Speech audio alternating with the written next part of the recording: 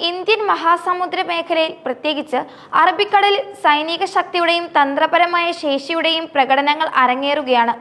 Operation സിന്ദൂരിന് ശേഷം രാജ്യം കണ്ട ഏറ്റവും വലിയ സംയുക്ത സൈനികാഭ്യാസമായ ത്രിശൂൽ ഇന്ത്യ ഗൗരവകരമായ രീതിയിൽ മുന്നോട്ട് കൊണ്ടുപോകുമ്പോൾ പാകിസ്ഥാൻ നാവികസേന സമാനമായ പ്രതികരണവുമായി അതേ പ്രദേശത്ത് രംഗത്തെത്തിയിരിക്കുന്നു. ഇന്ത്യയുടെ സൈനിക നീക്കങ്ങൾ നടക്കുന്ന അതേ സമയത്തു തന്നെ നാവിക വെടിവെപ്പ് പരിശീലനത്തിനായി പാകിസ്ഥാൻ സമാന്തരമായി നാവിഗേഷൻ മുന്നറിയിപ്പ് പുറത്തിറക്കിയിരിക്കുകയാണ്. നവംബർ 2 മുതൽ 5 വരെയാണ് ഈ പാകിസ്ഥാൻ മുന്നറിയിപ്പ് നൽകിയിട്ടുള്ളത്.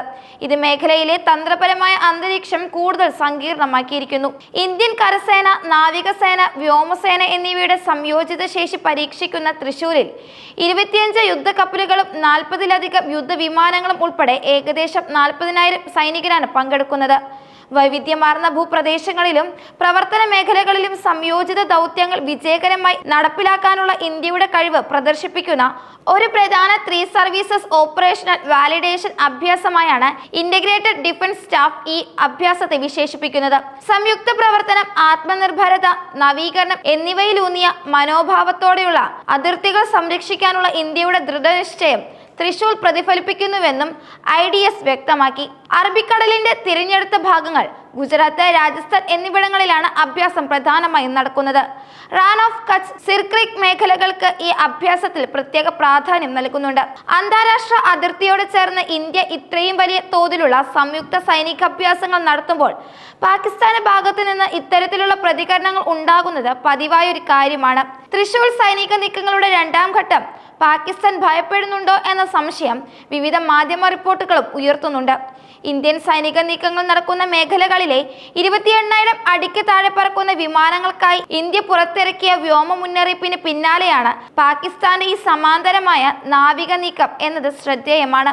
പ്രതിരോധ മന്ത്രി രാജ്നാഥ് സിംഗ് അടുത്തിടെ സന്ദർശിച്ച തന്ത്രപ്രധാനമായ റാൻ ഓഫ് കച്ച്, സിർക്രീക്ക് മേഖലകളിലാണ് തൃശൂൽ കൂടുതലും നടക്കുന്നത്. അതിർത്തികൾക്കപ്പുറത്ത് നിന്ന് എന്തെങ്കിലും ദുഷ്കൃത്യം ഉണ്ടായാൽ ഭൂമിശാസ്ത്രവും ചരിത്രവും തിരുത്തി എഴുതേണ്ടി വരുമെന്ന് രാജ്നാഥ് സിംഗ് ആ സന്ദർശന വേളയിൽ നൽകിയ മുന്നറിയിപ്പ് ഈ സൈനികാഭ്യാസത്തിന്റെ തന്ത്രപരമായ പ്രാധാന്യം വർദ്ധിപ്പിക്കുന്നു. ഇത് അയൽരാജ്യത്തിന് നൽകുന്ന ശക്തമായ സന്ദേശമായും വിലയിരുത്തപ്പെടുന്നു. ഇന്ത്യൻ നാവിക operation director general vice admiral AN Pramod പറയുന്നതനുസരിച്ച് തൃശൂൽ ഒരു സാധാരണ അഭ്യാസത്തിന് ഒതുങ്ങുന്നില്ല. ബഹിരാകാശം, സൈബർ യുദ്ധ ഘടകങ്ങൾ എന്നിവ സംയോജിപ്പിച്ചുള്ള സങ്കീർണമായ ബഹുമുഖ പരിശീലനമാണിത്. നിലവിലെ യുദ്ധ സാഹചര്യങ്ങളിൽ അനിവാര്യമായ മൾട്ടി ഡൊമൈൻ ഓപ്പറേഷനുകളിലുള്ള ഇന്ത്യയുടെ ശ്രദ്ധയാണ് ഇത് വ്യക്തമാക്കുന്നത്. ഇന്ത്യയുടെ ലാൻഡിംഗ് പ്ലാറ്റ്ഫോം ഡോക്കായ INS ജലാശയും മറ്റ് ചെറു കപ്പലുകളും ഈ അഭ്യാസത്തിൽ പങ്കെടുക്കുന്നു. നവംബർ 13 വരെ ഈ സംയുക്ത സൈനികാഭ്യാസം തുടരും. മേഖലയിലെ സുരക്ഷ സന്തുലിതാവസ്ഥയിൽ ഇന്ത്യയുടെ പ്രതിരോധ ശേഷി എത്രത്തോളം നിർണായകമാണെന്ന് ഈ അഭ്യാസം അടിവരയിടുന്നു. പാകിസ്ഥാന് പ്രതികരണം മേഖലയിലെ തന്ത്രപരമായ മത്സരം തുടരുന്നു എന്നതിന്റെ സൂചനയാണ്. ഇരു രാജ്യങ്ങളും തങ്ങളുടെ സൈനിക ശക്തി പ്രകടമാക്കുമ്പോൾ അതിർത്തി പ്രദേശങ്ങളിൽ നിലനിൽക്കുന്ന പിരിമുറുക്കത്തിന് അയവ് വരാതെ തുടരുന്നു. ആഗോള തലത്തിൽ തന്നെ സൈനികാഭ്യാസങ്ങൾ കേവലം പരിശീലനങ്ങൾ എന്നതിലുപരി രാഷ്ട്രീയവും തന്ത്രപരവുമായ സന്ദേശങ്ങൾ കൈമാറുന്നതിനുള്ള വേദികളായി മാറുകയാണ്. തൃശൂർ സൈനികാഭ്യാസത്തിലൂടെ ഏത് വെല്ലുവിളികളെയും നേരിടാൻ ഇന്ത്യ സജ്ജമാണെന്ന് അന്താരാഷ്ട്ര സമൂഹത്തിന് മുന്നിൽ വ്യക്തമാക്കുകയാണ്. ഇത് അയൽരാജ്യത്തിന് വ്യക്തമായൊരു പ്രതിരോധ സന്ദേശം കൂടി നൽകുന്നു.